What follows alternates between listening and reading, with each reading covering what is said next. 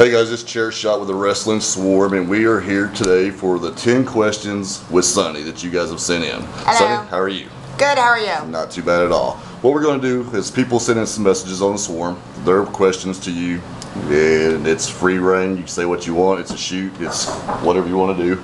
Okay, we have a knock at the door. Yeah, we have somebody here. Alright, go ahead. Okay, the first question is, the moment in wrestling you knew that you had made it, when was it? The moment I knew? Mm-hmm. Whoa,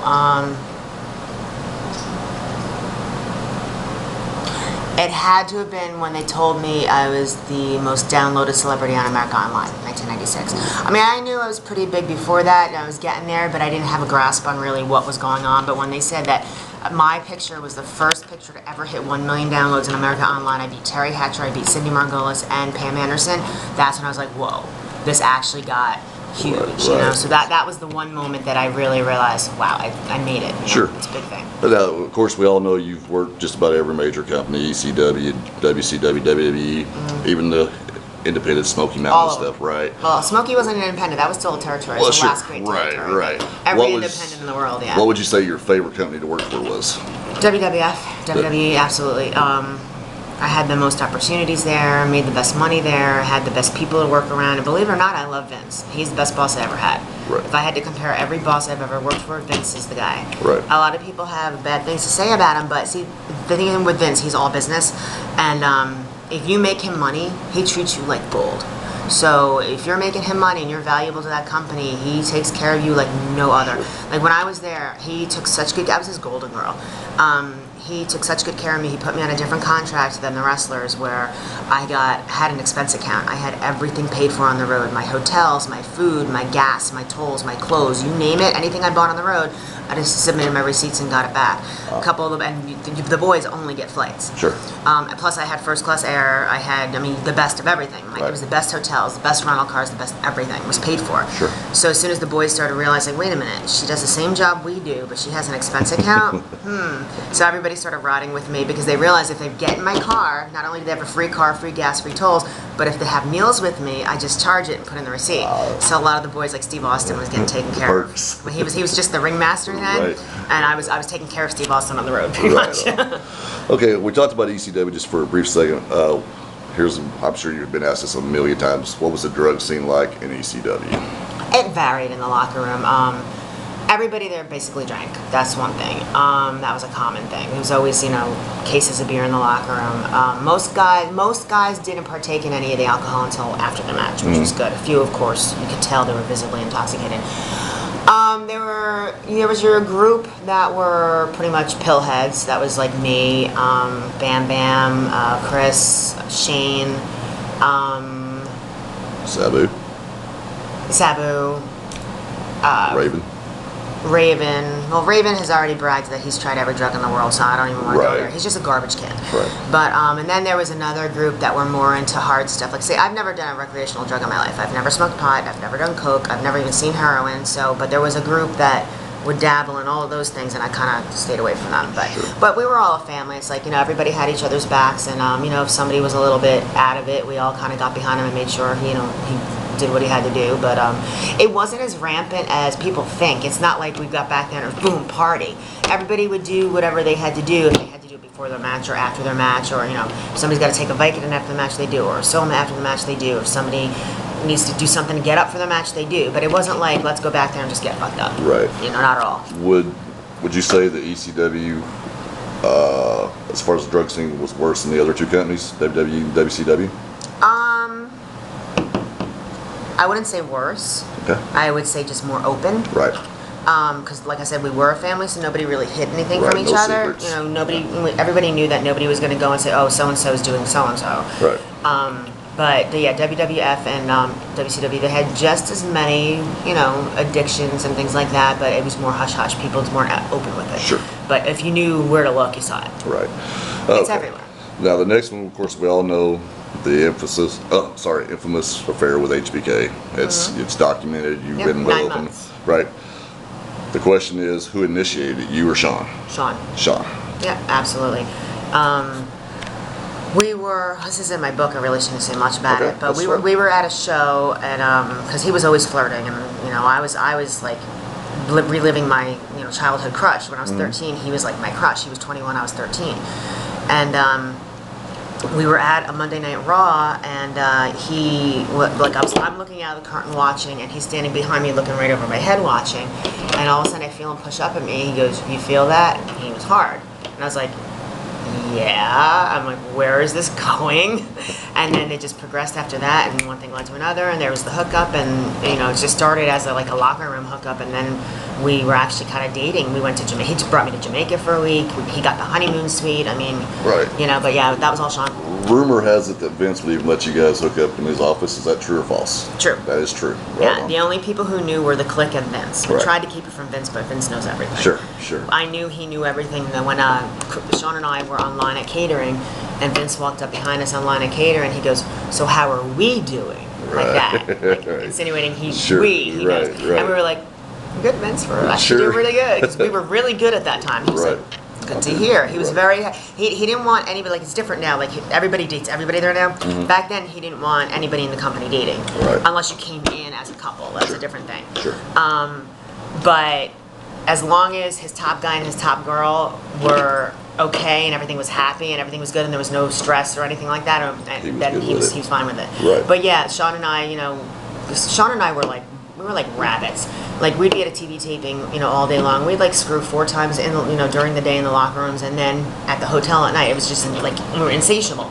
But yeah, we would walk around the TV building or pay-per-views and even house shows, just looking for spots. We'd find an empty locker room or an empty bathroom or an electrical closet or a broom closet, and then if none of that was available, we'd go to Vince's room, and Kevin Nash would stand outside the door and watch. Right. So yeah. Still keep in touch with him much? No. Sean?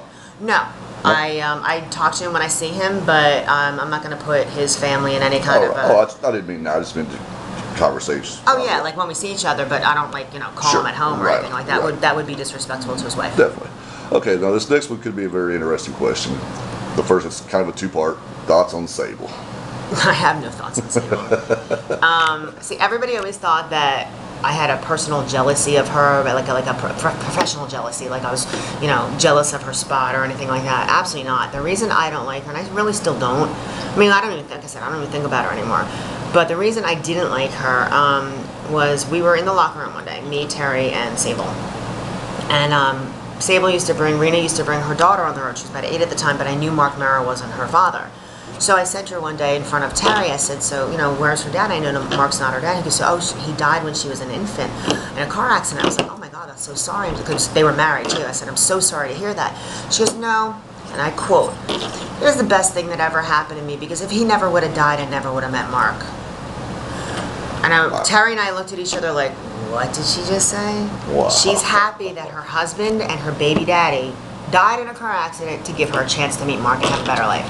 And it was just like the coldest thing I've ever heard a human being say. So from that day on, I had no respect for her. Right. That was it. That was my next question was the issue, but you just kind of covered that there. So we'll just go on. You was there for Survivor Series 1997, right? The screw job between Brett. Yeah, I was right in the middle of it. Yeah. Okay. Of course, they all know the issues going in. What was the locker room right after that happened? Well, I can't talk too much about that because this is a whole chapter in my book. Okay, all right. But I do give my theory about what happened, and when you read my theory in my book, you'll be like, holy shit, she's got a really good point here. Can you now, did you leave the WWE the next day after that? I don't remember the date I left. It wasn't the next day. I was because it's been. I think I read somewhere you just left maybe the next day or a couple of days after, and I was just wondering. I don't remember exact dates, or with this contract? No, I did. Paul Heyman convinced me to jump and go to ECW instead, but I still had time under my contract. Paul's a hypnotist. That's what I call him. He promised me the world, so it sounded like a better deal. It was better money, better royalties, better everything, more creative control, more everything. Sure. I couldn't. If I quit, I wouldn't be able to work anywhere. So I had to get myself fired. So I thought, what can I do to get myself fired so I can work somewhere else? Because if I quit, I'd still be under contract and wouldn't be able to work until the contract's up, unless they wanted to give me my release. Right. So on an ECW pay-per-view, I got on the microphone and said, "This is my new home." And I knew that would get them. The next morning I flew home, I already had a fax in my fax machine with my release. So I was like, yes, it worked. Right. So that was pretty much it. It was just Paul promised me a lot more, and then, Right. Now, touching back on the relationship with you and HBK, it's rumored is this true or false? Did Sean ever accuse you of being in an affair with Brett? Yes. Why would he think that? Brett and I were very good friends. Brett is a loner. He likes to be by himself. He doesn't like to be around the boys. When we were on the road most of the time, I was like the only girl on the road for a long time. And even when because we had different towns then. Like now they have like one town everywhere. Back then we had A towns, B towns, and C towns. Every night there were 2 or 3 shows. So the crew was always split up. So a lot of times, most of the time, I was the only girl on my tour. And of course, so if we're in a smaller building, there's one locker room for the boys, one locker room for Sonny. So if they're even sizes, of course it's unfair. They got 30 guys in one locker room, one person in another. Right. So Brett would just come over and use my locker room just to get away from the guys, and he and I were good friends. So it eventually became Brett and Sonny's locker room. We weren't changing together. When I would change, he would leave. When he would change, I would leave. We just when we were friends, we didn't care. And I said, I'm not going to tell Bret Hart he can't use my locker room. It's Bret Hart. Right. But because we were sharing locker rooms, of course, that's when rumors started. And, people would always see us talking or hanging out, and then, we're in and out of the locker room, and that's where all the rumors started, oh, Sonny's banging Brett. But nothing, of course, and when it was with Sean, he was like, I don't want him in your fucking locker room. I'm like, well, I can't tell him to leave. He's got a lot more seniority than me, and I respect that. So he was pissed at me that I wouldn't get him out of my locker room. So he was, always curious about that. And then when we split up is when he started really heavy. That's when the Sunny Days comment came out and everything like that. It was just a bunch of nonsense. Was that kind of the beginning of the end with you and Sean? No, we had just stopped seeing each other when he made the Sunny Days comment. Okay. So, and I think that's why he made the Sunny Days comment, because we weren't together anymore. Yeah, he wouldn't have done it if we were still together. Right. But no, nothing ever happened with Brad. Sure. Okay. Here's another rumor, true or false. It was reported that you turned down a 6-figure deal to do Playboy. Yes, I did. Regret? Yeah. At the time, no. But I was 23. And at that time, I was still very shy about my body, believe it or not. I did crazy photo shoots, but I was comfortable doing photo shoots and things I was comfortable wearing. Like my bikini photo shoots, you wear a bikini on the beach. It's no big deal. I can go and prance around like that. When I did my lingerie shoot, you can even read my face. I'm like, because I never wore lingerie in my life, so I wasn't comfortable in it. So, I was very, very shy. Even though some of the lingerie covered a lot more than some of my bikinis, I still felt weird in it. Like I said, I can prance around in a thong bikini, a string thong bikini all day, no problem. Sure. But putting on lingerie was tough for me, so getting naked at that time was just not going to happen. Right. They pulled me into the office. Vince called me. It was like one of my only days off, and I'm like a 3-day off swing. And he's like, I need to see you in the office. And I'm like, can we talk on the phone? I only have 3 days off. He's like, no, I need to see you in person. I'm getting fired. That's the first thing you think. You have to see me in person. Like, shit. So I go into the office. There's the whole, office there. And he's like, well, we had a call from Playboy. Readers have written into Playboy saying they wanted to see Sonny from the WWF, and Playboy wasn't sure who you were, so they contacted us. I'm like, okay. They had 3 deals on the table: $100,000 for full nudity, $75,000 for partial, and $50,000 for lingerie. And but like pretty much sheer lingerie, pretty much naked anyway. Right. And I was like, okay, that's great money. But it literally took me 5 minutes to say no. Right. And he wasn't gonna push. Vince was cool, but he's like, I'm not gonna push you. It's your decision. Because my dad had died 3 years earlier, and I said my father would roll over in his grave if I did this. Sure. And my whole family would too. And like I said, I was 23, still very shy about everything, and I just couldn't do it. Right. If a couple years later, if it came around, or even now, I'd do it now. Sure. Sure. Bring me back now. Okay, well, you just commented about being 23, which leads to several years later, Missy Hyatt, Wrestling Vixens. Yeah, that was a alcohol and pill-infused decision, which I regret. I don't even like to talk about them, so we're not talking You about and Missy get along these days? No. No? Okay. I will just leave that at that. Okay, now we're going to kind of hit in on some kind of a personal question. I mean, everyone knows being arrested 5 times, 6 times. Okay, and my bad. Misquote. What was the mind frame of Tammy Lynn Sitch at that time? Manipulated, abused. This is all in my book. It came to this way. Sure, I understand. When you read the book and you read everything that happened, you're going to be like, holy shit, this poor girl. Okay. I was manipulated and abused physically and emotionally and mentally by this guy who was using me to get a WWE job, basically. And the whole mess started. I mean, people think that I went on a drunken rage and just beat him up, and that's how it started. People don't realize that the reason I beat him up is because I found out he cheated on me. You know, I mean, he moves me in with him, and 2 weeks after I moved in, I found out he cheated on me a week earlier. So I have no right to have a relapse, have a couple drinks, and get pissed off and, you know. Right. I'm sorry, but I think I had every right to kick his ass, and I did. Sure. It took 30 seconds, and I took him out. Because I trained some Muay Thai and Brazilian Jiu-Jitsu, and gave him a couple low leg kicks and a combination to the face, and when he went like this to block, big mistake, never feed your head into somebody who knows Jiu-Jitsu. I just hooked him in the guillotine, choked him out in 30 seconds. He had no defense. Right. So, but yeah, people think, oh, she just went crazy. No, he cheated on me, so yeah, I went crazy. There's something, you know, there's a catalyst in there, and that's his cheating. So the whole reason it all started was he cheated. Right. And so I'm going to defend the point that I had every right to kick his ass. Okay, fair enough. The next question, what is the difference between Sonny and Tammy Lynn? Sonny is a very exaggerated image of Tammy. I've always just been myself on camera, just a little bit more, like a little bit over the top. Tammy's just as bold, just has maybe even bigger balls at times, as you guys have seen in the past couple of days. It's been a while, yeah, wild.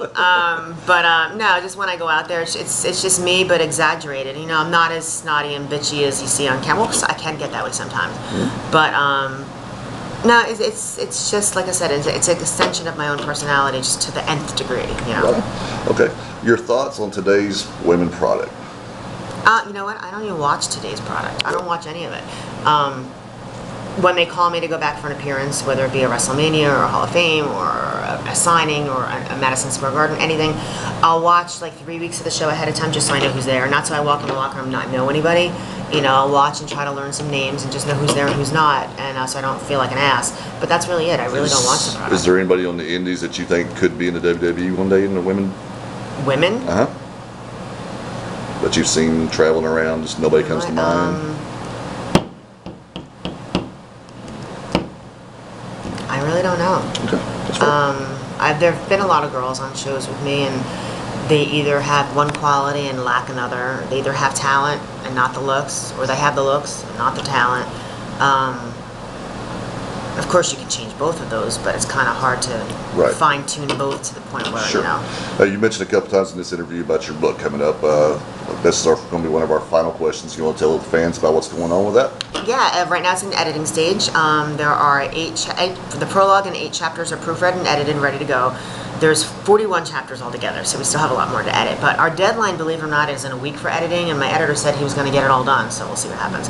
As long as he gets it all done by the 6th of September, then hopefully it'll be out by Christmas. Excellent. So it's called A Star Shattered. The cover is fantastic. The cover, I designed it myself. My graphics guy drew it up. It's a hot pink jacket. The words "A Star Shattered." The word "star" is going to look like a broken mirror. And up on the left side is my Hall of Fame picture, like the best picture I ever took. And up on the right, my mugshot.